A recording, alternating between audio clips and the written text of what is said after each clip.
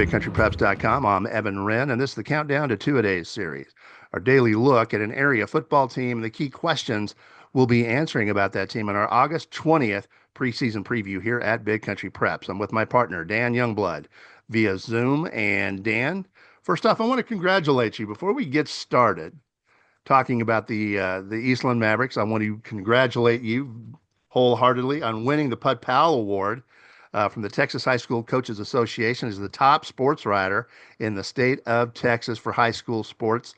Congratulations, my friend.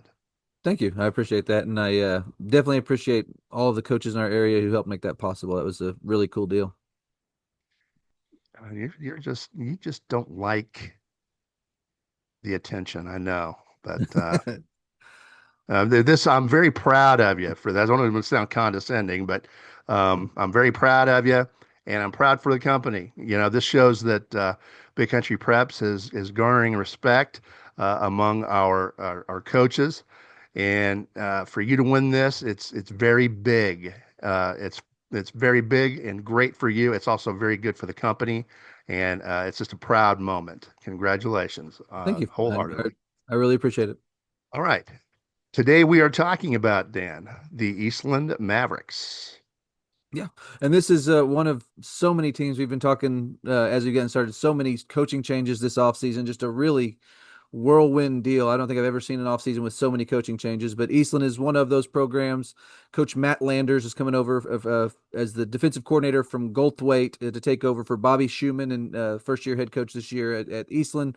He's a guy who has been a head coach before for 5 years at Lubbock Roosevelt, had a winning record there, did some really nice things. So it's going to be interesting to see how that plays out this year in his first year at Eastland.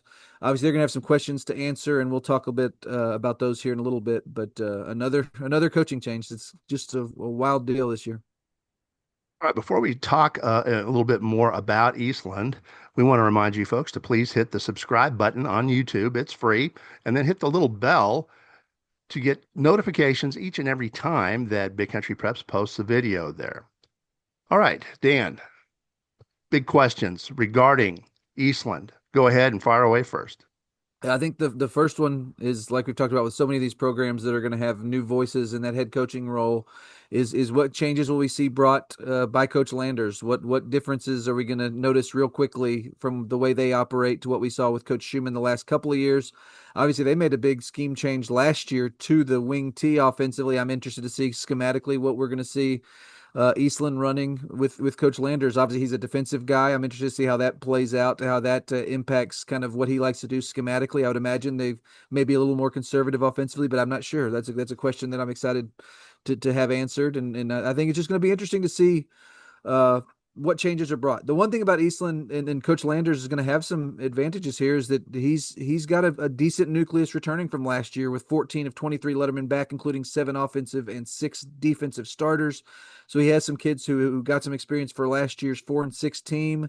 And he's going to have some call-ups from a quality JV team. They went 7-3 at the sub-varsity level last year too. So he's going to have some talent and some experience to work with. The big question I have is what is Eastland football going to look like on the field? That's always something I find interesting when you get a new coach to see what new schemes are brought, what new kind of mentality is brought, culture, all those sorts of things. So that's my first question. I'm just interested to see what the Matt Landers experience looks like in Eastland.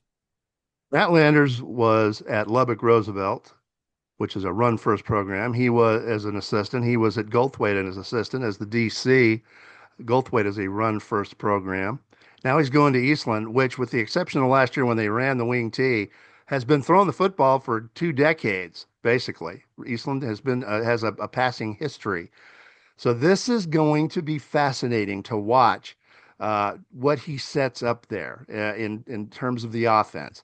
Because as you know, Dan, defensive coordinators, when they become head coaches, typically like to run the football. They like to take pressure off that defense. They like to limit possessions and rest their defense, take pressure off of them. That is typically the MO for DCs when they become head coaches. One notable exception, Craig Slaughter at Wall, but for the most part, these guys like to run the football and protect their defense. So I'm curious what he's going to do, what direction he's going to take Eastland. Are we going to see run first, or are we going to see a return to Eastland of old, throwing the football? Yeah, I think that's going to be interesting as well. Uh, they do have some skill guys back, some kids who got some experience. Quarterback Kai Harrington among those, but they lost a lot of their talent at the running back positions. They're going to have some youth and some inexperience there, so that's going to be interesting to see. My final question for the Eastland Mavericks for today's episode is actually on the other side of the football, where they're going to be replacing a lot of the back half of their defense. They've got quite a bit of experience back up front, but they're going to have some big holes to fill at the linebacker positions and a couple of those secondary spots. So I'm just interested to see what the back half of their defense is going to look like, how they are able to kind of replace, fill some of those holes with maybe some players who haven't done it at the varsity level before, or haven't had that starting responsibility before. So I'm interested if they can solve that and be sound on the back half of their defense. I'm just interested to see what that'll look like, because I think they do have some strength up front and some experience up there. So and like you said, you're talking about a former defensive coordinator. He's a guy he's going to be he's going to prioritize that side of the football. He's going to make wanting to play strong defense a big part of what he's doing. So I'm interested to see what the defense looks like. That's going to be a really fun question to see answered as well. All right. And with that, we're going to take a quick look at Eastland's schedule for 2025. But before we do that, we want to thank a few of our sponsors, beginning with For the Love of the Game Broadcasting and our old friend Terry Slavens, owner of K-Lakes 93.5 FM out of Brackenridge, 97.7 FM KATX out of Eastland, Classic Country AM 1330 out of Graham, 94.7 FM KWKQ out of Graham, KROO 1430 AM out of Breck, and KWBY 98.5 FM out of Ranger. That is For the Love of the Game Broadcasting. Also, Rob Durham, sales consultant at Bear Chevrolet Buick Cadillac up in Breckenridge. If you're in the market for a new vehicle or a used vehicle, call Rob. He's one of the nicest guys you'll ever want to meet. Give him a shout at 254 559 2266. That's Rob Durham up at Bear Chevrolet Buick Cadillac in Breckenridge. And finally, Cavalry Resources and Construction, located up in Breckenridge, serving the entire big country, offering custom standing seam roofing made on location and all commercial roofing applications. Give Kobe Walker a shout at 254 246 5546. That is Cavalry Resources and Construction in Breckenridge. All right, and with that, it's time to take a look at Eastland's schedule for 2025. We'll start off with the non-district portion. Road date at Coleman starts things off on the 29th of August.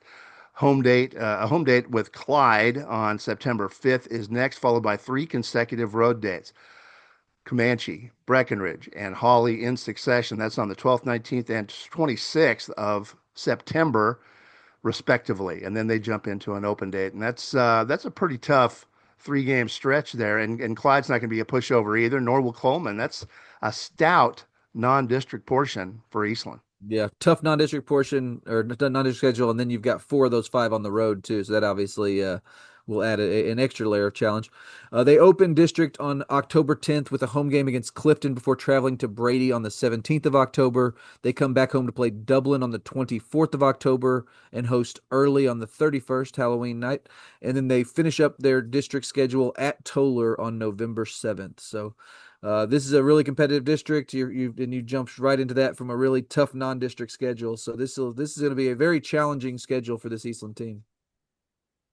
Games of the year or game of the year for Eastland. The, this is a tough district, especially you have two teams that are going to be extremely difficult to beat in Brady and Toller.